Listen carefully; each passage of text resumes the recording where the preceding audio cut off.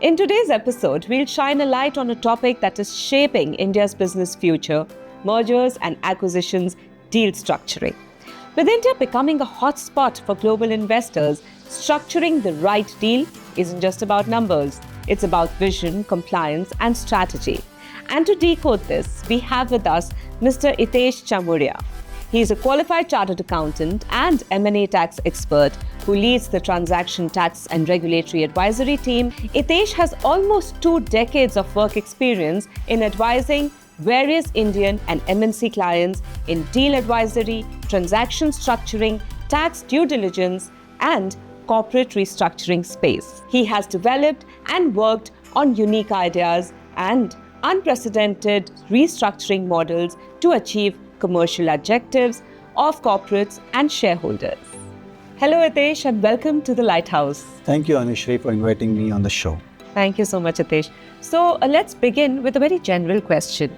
Can you walk us through M&A market in India and an overview on the structure? Sure, Anushree. So, Anushree, M&A market in India has remained strong in 2025, with many global players looking to invest and grow here. M&A has become a part of corporate strategy. Every deal is different and can involve structures like business transfers, share swaps, joint ventures, mergers, or even a simple investment in India. Okay, so it is important for stakeholders to understand how to structure these deals in a manner that is tax and regulatory effective. As you emphasized on structuring of deals, what are the key aspects of an M&A investment life cycle? Broadly, from my point of view, M&A life cycle has 3 phases: acquiring of the business or the shares, investment holding, and potentially the exit. How the deal is structured depends a lot on the investor's goal. For example, in a long-term strategic acquisition, the focus is on returns during the holding period. So, the structuring revolves around efficient profit repatriation. This often includes routing investments through tax-friendly jurisdictions to ease dividend flow. But for private equity or startups where profits come at the exit, the deal is structured more focused on the valuation and smooth tax-efficient exit strategies. So, whether you are holding or exiting depends on your role and goal in the deal. What are the different approaches available for foreign investors which can be considered while deal structuring in India? So, M&A deal structuring in India may vary depending upon the tax, regulatory, commercial and business needs. There is no one size fit for all. So, there are some common modes which includes share purchase.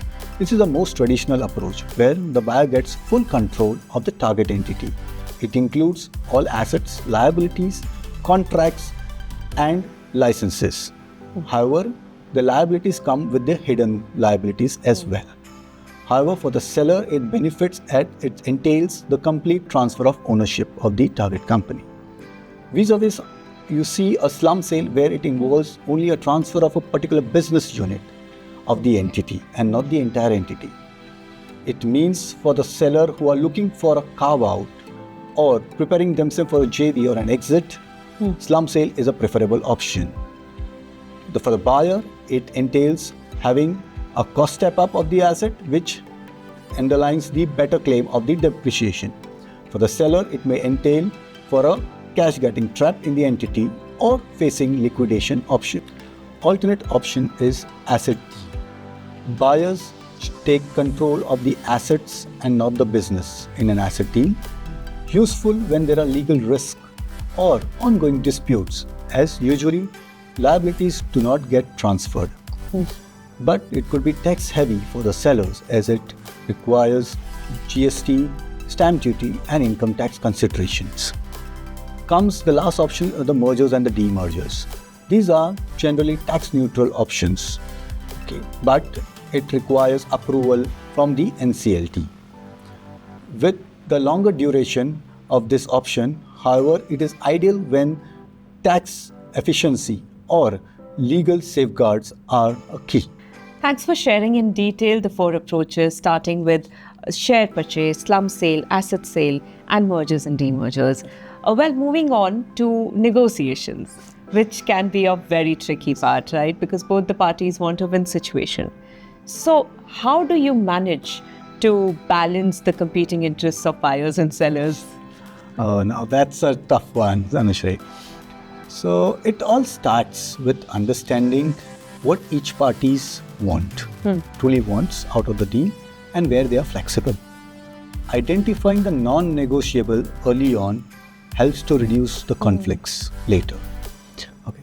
So the structure has to address buyers' concerns about the risk, whereas the sellers should feel that they are getting the fair value.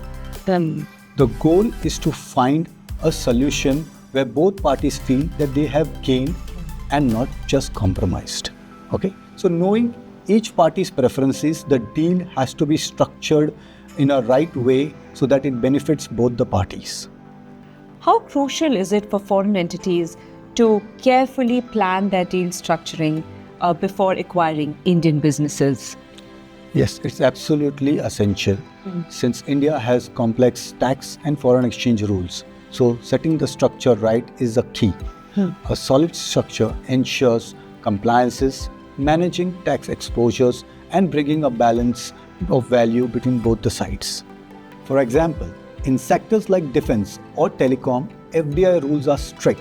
So proper structuring is needed to meet approval requirements. Next example, in manufacturing or infrastructure, a debt pushdown is often used to move debt in the Indian entity, helping with interest cost and tax saving. Deferred payment structures are another example. They help to spread out the payments over time, easing cash flow and tax management. Hence, early planning with the right advisors help reduces the roadblocks and ensure smooth execution of the transaction. With India's economy surging and new sectors opening up, M&A is buzzing. How do you see M&A in India evolving in this macroeconomic landscape? So, M&A is evolving with the economy. Growth, reforms, and investor confidence are the driving activity. Key sectors like infrastructure, manufacturing, renewables, automotive are seeing the attraction.